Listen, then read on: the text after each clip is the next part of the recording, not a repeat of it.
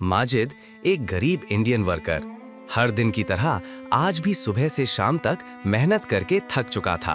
शाम को काम खत्म हुआ तो कंपनी की बस सब वर्करों को लेने आ गई।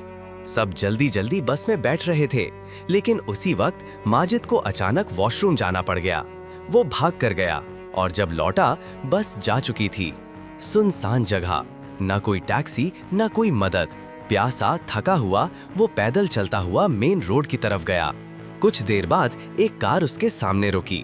ड्राइविंग सीट पर एक अरब आदमी था। नरम आवाज में बोला, क्या परेशानी है भाई? माजिद ने शर्माते हुए पूरी बात बता दी। अरबी ने मुस्कुराकर कहा, आओ मेरे भाई, इंसान इंसान का सहारा होता है।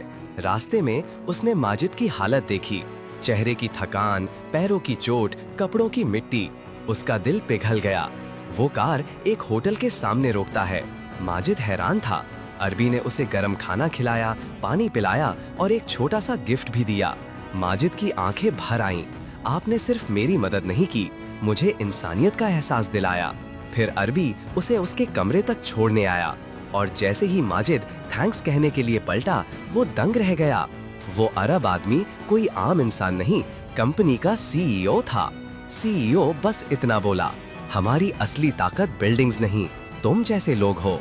ये सुनकर माजिद की आंखों से आंसू खुद ब खुद बह निकले और वो दिल से दुआएं देता हुआ कमरे में चला गया।